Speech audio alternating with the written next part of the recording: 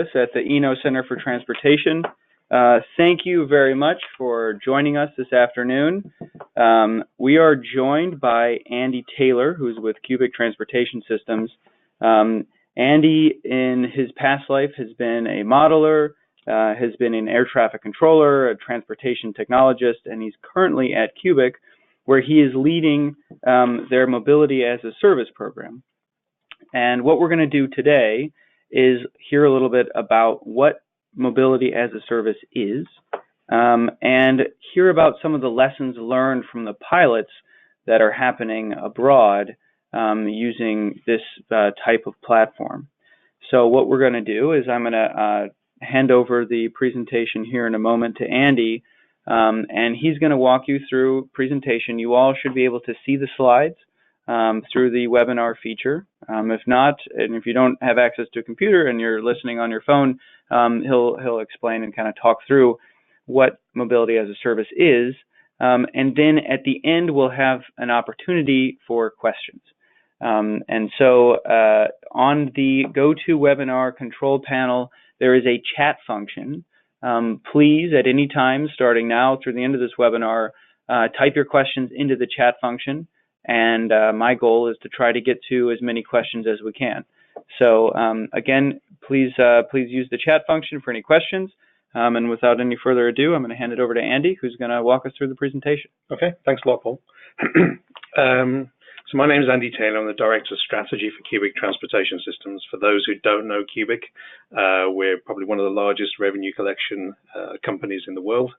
And we sort of do the revenue management and fare collection for cities such as New York, Chicago, and LA, to name but a few. And as part of the discussion that we have with our customers is trying to understand where the future of mobility and what that means.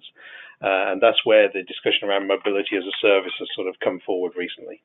One of the biggest issues that we've found to date is trying to understand a common definition of what mobility as a service is.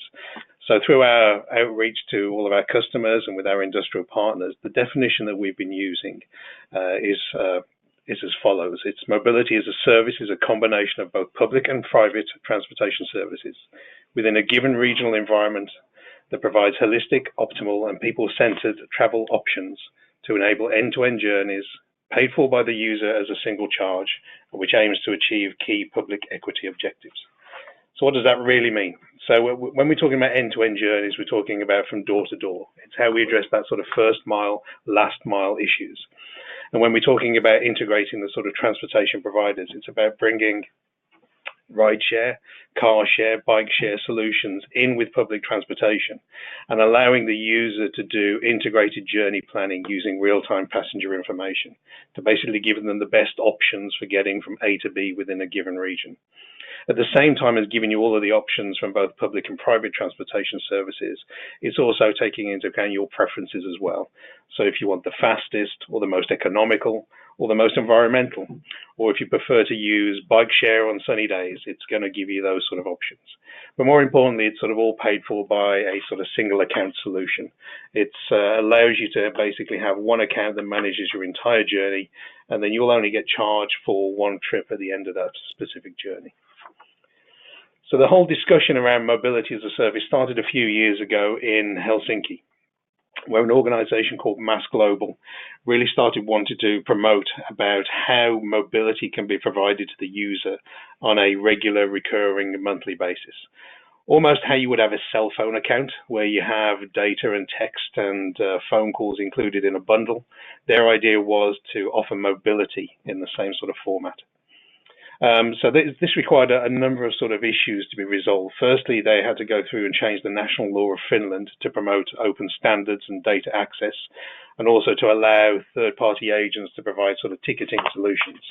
But the emphasis was really put on Helsinki because it was such an ideal location to use this as a sort of test bed for mobility as a service. It's a little over 600,000 people in a very sort of dense, compressed layout around several islands to the sort of south of Finland. It's got a fantastic public transportation system and a very well-regulated taxi service as well. So it had all of the key components that you needed to pull together mobility as a service. So late last year, they launched the WIM application. And the WIM app basically brought together public transportation, bike share, taxis, and rental car solutions under a common application. And the user, once they've registered their credit card and all of their details, had access to all of those sort of solutions. At the moment, WIM is offering sort of 3 packages. The first is called WIM Go, which is basically a pay-as-you-go type service, which allows you to use the application as the medium of booking and paying for whichever solution that you have. The more popular package that they have at the moment is called WIM Urban, which costs around €49. And that basically gives you unlimited public transportation for a month. It sort of caps taxi rides under a 5-kilometer radius from your pickup at sort of €10 and allows you to hire a car for €49 a day. And bike share, as and when it gets warmer in Finland and it's able to use it more, that'll be included in the package as well. Now, the interesting one is their last package called WIM Unlimited, which is priced at €499.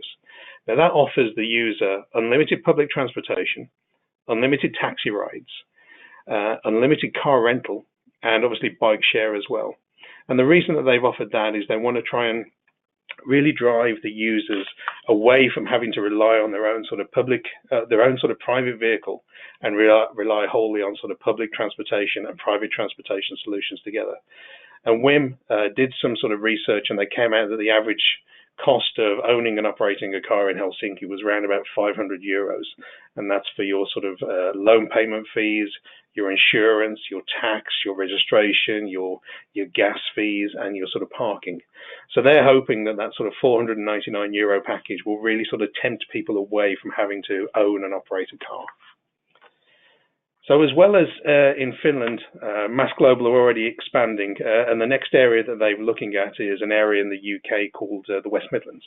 And this is a considerably larger area with around about sort of 5.6 million people. But it's also served by several bus companies, several deregulated bus companies, and also several train operating companies as well.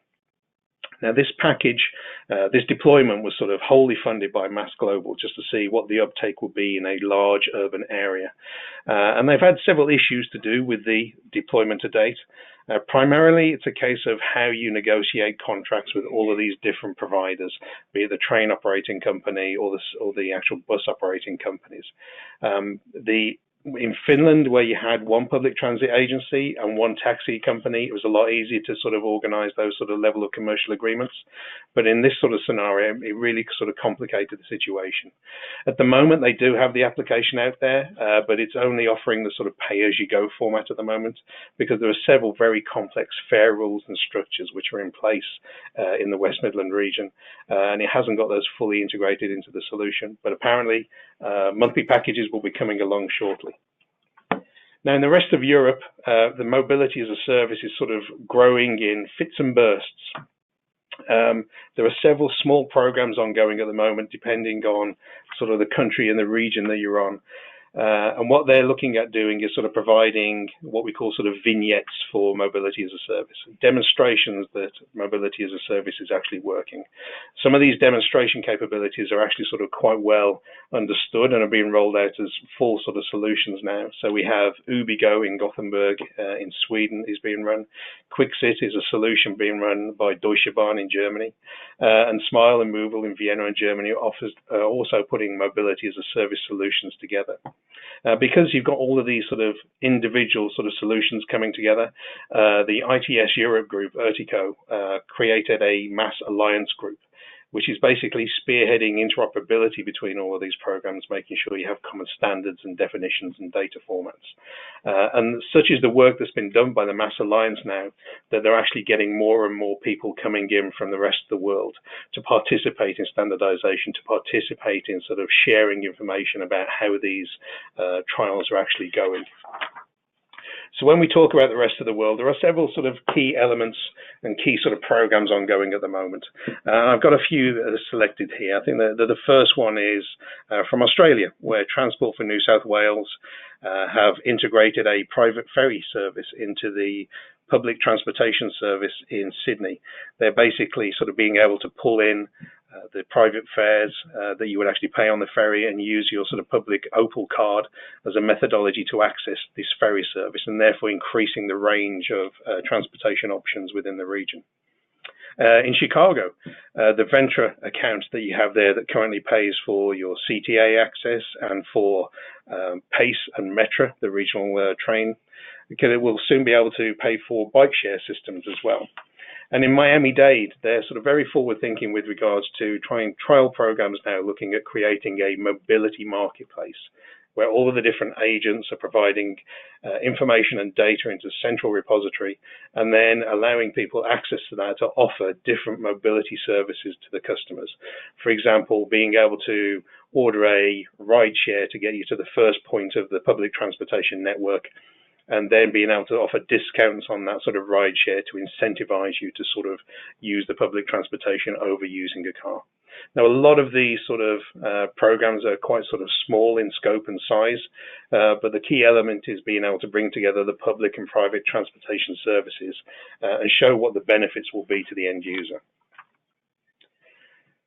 So on the lessons learned from the trials which have gone on in Europe to date and sort of around the rest of the world, we've seen that the benefits delivered to the actual traveling public have been sort of quite well received. There's been good feedback from the users that they actually like the ability to do integrated trip planning, to be able to sort of pay for all of their mobility with a sort of single payment, to not have to worry about credit cards or cash or smart cards for different mobility operators. It's the simplicity which is taking the friction out of travel. The other thing is there are very few cities in the world there where MaaS can be deployed overnight. This has to be an evolutionary program. It has to be very small steps to sort of get us to the position where public and private transportation solutions can actually work together. So what we've seen is these incremental additions to the public transportation network have really sort of driven sort of acceptance by the public.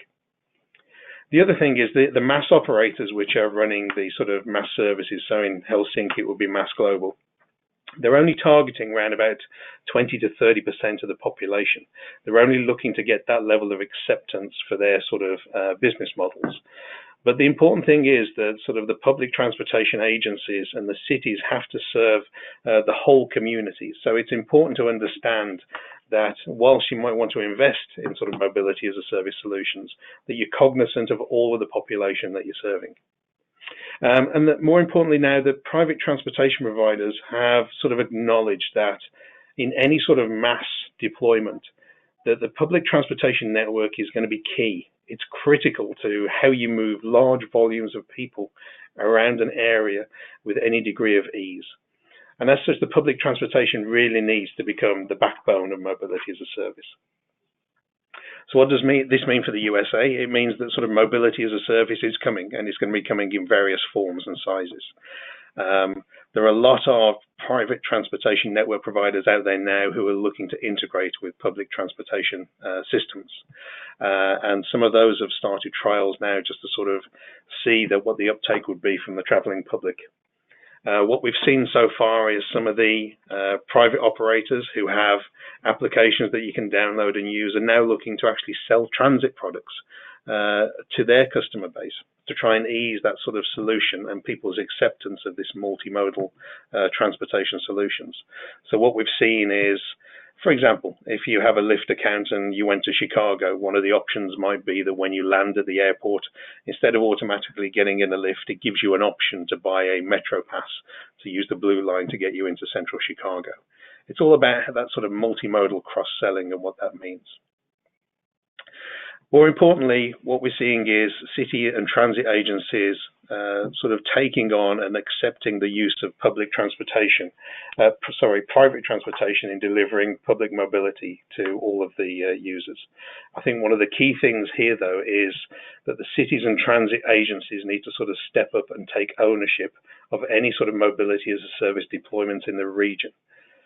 If you let the private transportation network providers come in and deliver a solution, it may be for a specific subset of your community, which will be delivered perfectly and will really enhance their sort of access to different areas and provide mobility solutions. But I think what the city and the transit agencies need to take on board now is that mobility as a service can benefit the whole community. So they have to sort of take into account not only the people who have smartphones and bank accounts, but everybody who wants to use the public transportation system. And finally, if mobility as a service does come along and we start implementing it, it can actually deliver a lot of benefits for the cities and the regions. It can actually help sort of manage the sort of capacity demand issues that you have on the networks in the morning. It can help drive down car usage and the sort of the number of vehicles on the road at the peak times of the day. And it can effectively use the existing infrastructure that you have better. It can really sort of sweat the assets to make sure that you're getting the maximum amount of the investment, and the traveling public are actually getting a sort of a more streamlined process and a more streamlined journey from their origin to destination. I think what we've seen from Europe is that it can really improve the customer experience by providing the transportation network as a whole, as a whole entity for the city, and not just several independent components. But we need to make sure that this service caters for all travelers, young and old, able and less able, and the wealthy and the economically disadvantaged. And finally, by driving users to the public transportation network, it's a case of we're going to see more revenues coming through, which can be reinvested in the infrastructure. But at the same time, we're actually going to be lessening the overall impact of transportation in a region. That's the end of my sort of slides. I just wanted to sort of point everybody to our sort of website, which is cubic.com/MaaS.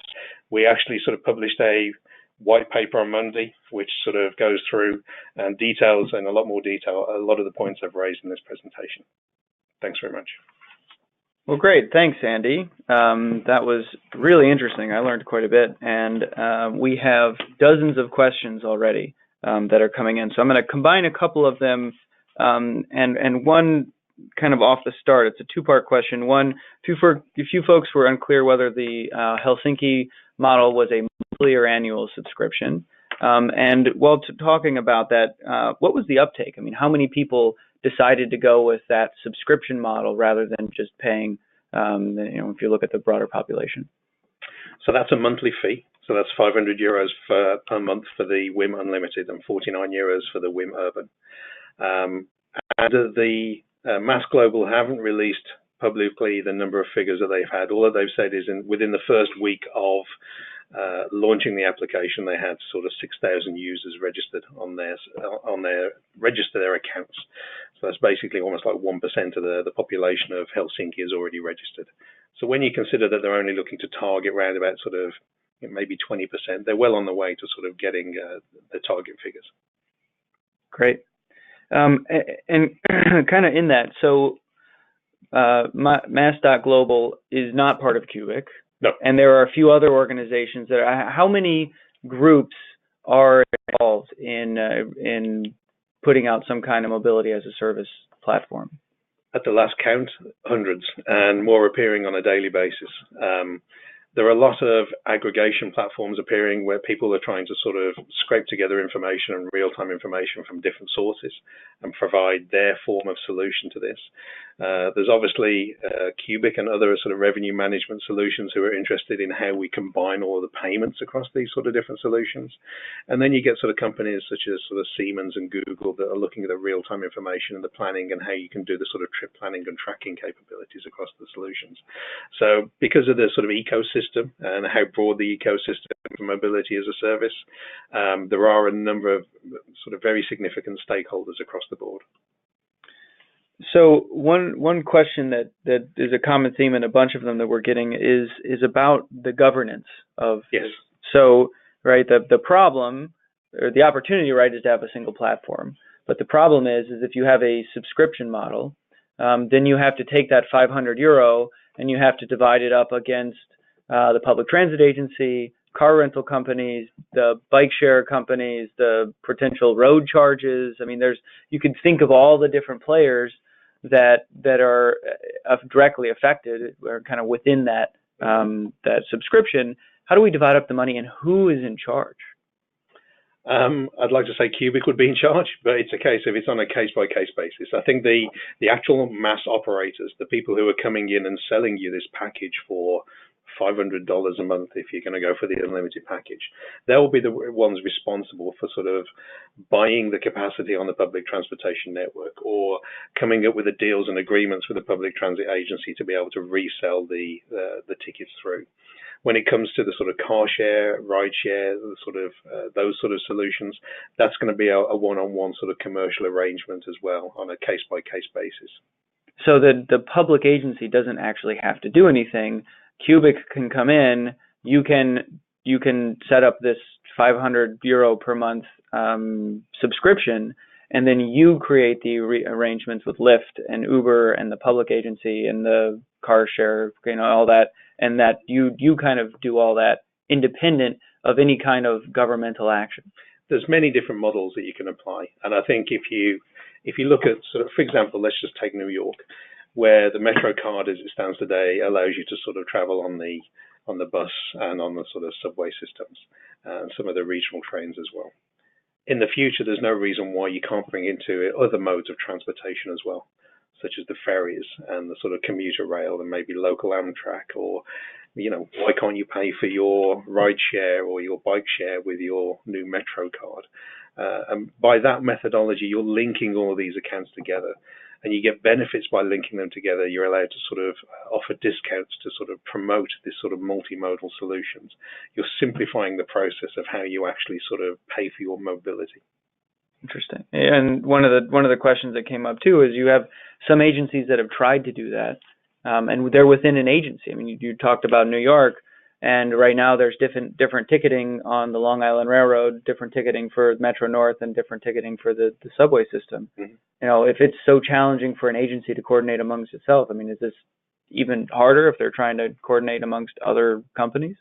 It may be hard to coordinate, but it's a case of, at the end of the day, there's been a sort of focus more recently to move away from seeing just the traveling public as users of the system, to see them more of customers of the system.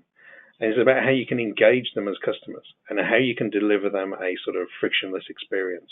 How can you deliver a better experience to the person who has to commute in down the Long Island Railroad?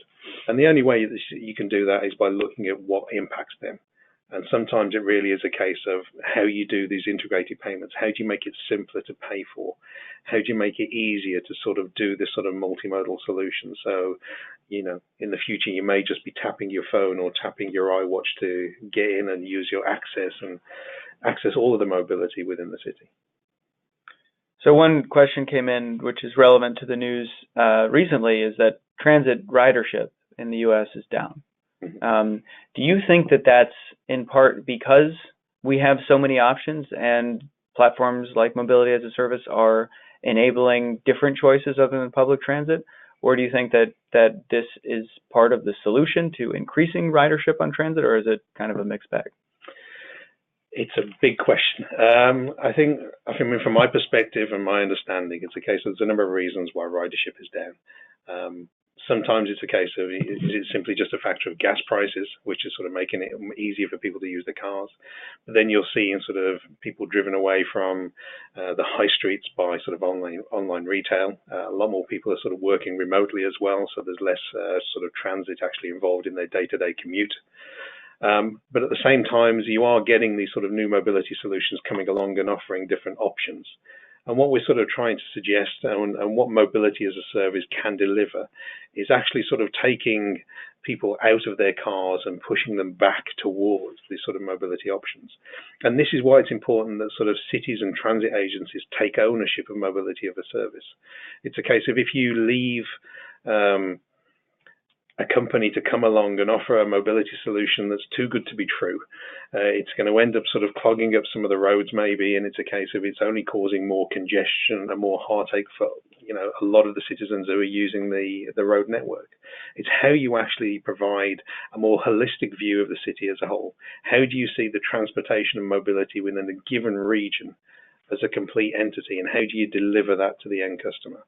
So that's why it's important that cities sort of take ownership of this now and manage these sort of private transportation and mobility solutions and bring them into the fold and make them integrate with public transportation. And I think once that happens, we will see an increase in public transportation again. Mm-hmm. So then that's a good answer, and it's spurred a couple additional questions. And one is that you've kind of talked about general benefits. Do you have any specific numbers, any of these pilot programs that have shown, and you can tie a specific mode shift or a transportation outcome, directly with numbers to the mobility as a service platform? There are a number of reports out there at the moment. I'll be happy to share them afterwards that sort of have shown the percentage increase in ridership or the decrease in the use of cars by using these sort of mobility as a service operations. And I tweet about them fairly regularly when the reports come out. So it's a case of I'd be quite happy to share those sort of numbers with anybody specifically. Great. And so here's another question that builds on that. You recommend that cities take ownership. What do you see as the first steps? In some instances, public agencies are not well equipped to manage the complexity of a large-scale technology program. How do you do this incrementally? I think the first thing that they need to do is start engaging in a conversation, both internally from a perspective of managing the road networks and the public transportation solutions within a given region first. Start looking at it from a city perspective of how we're going to bring the solutions together. And then once you've sort of agreed that, we really need to start looking at, let's take Washington, D.C., for example, because we're here. Let's get everybody that's involved in this and get them around the table and start thinking that, it's a good idea to look at and tackle transportation for the city as a whole. It's not just about the roads. It's not just about the sort of public transportation. It's about everything, how we deliver mobility. Once you've got consensus on that, that's when you can start to engage the technology partners and the private partners. And it's not about doing complex programs to start integrating everybody's sort of solutions. There are actual very simple fixes that can be done to link people's accounts. We have a solution called One Account, which basically just sort of could link your sort of Lyft account with your smart card account, with your Capital Bike Share account, which would make it a lot more simpler just to use one solution to gain access to all of them. Great.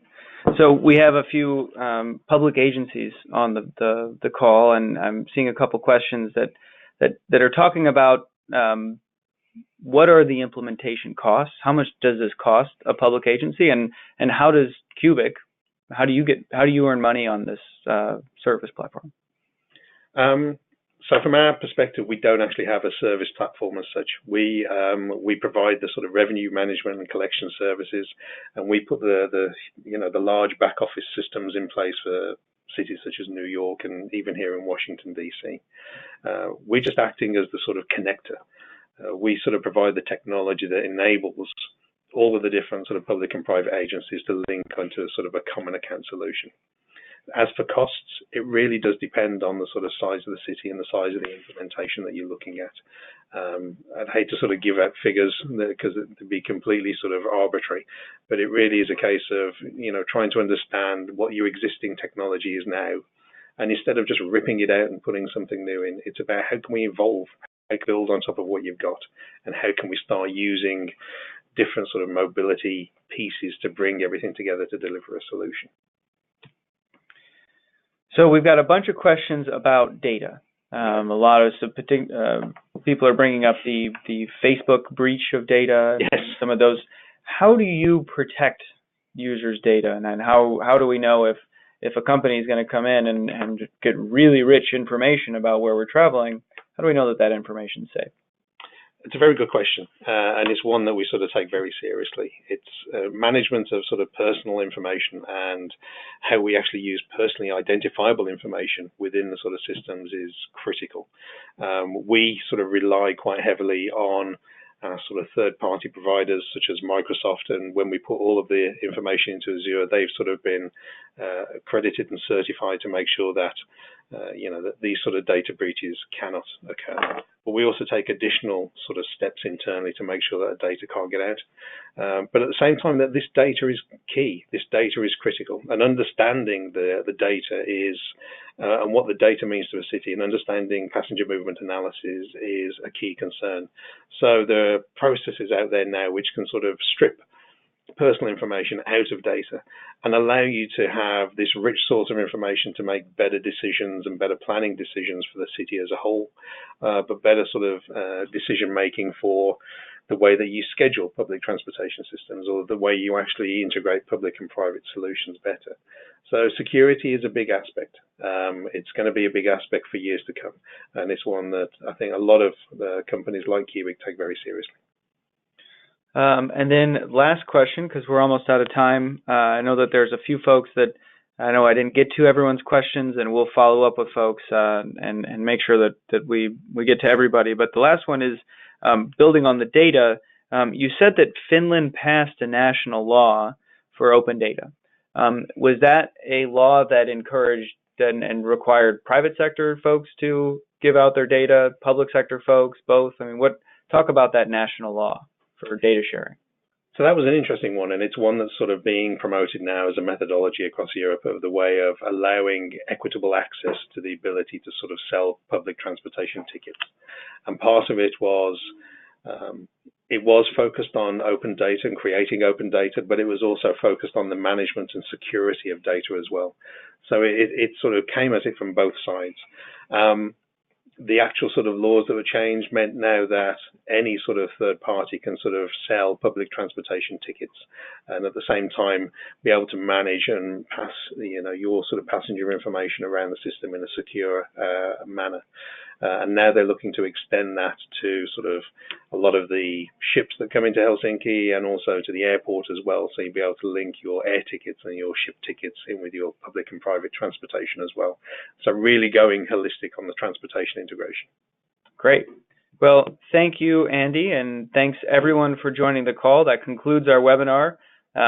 Please stay tuned to Transportation Weekly for the next one. Thanks, everybody.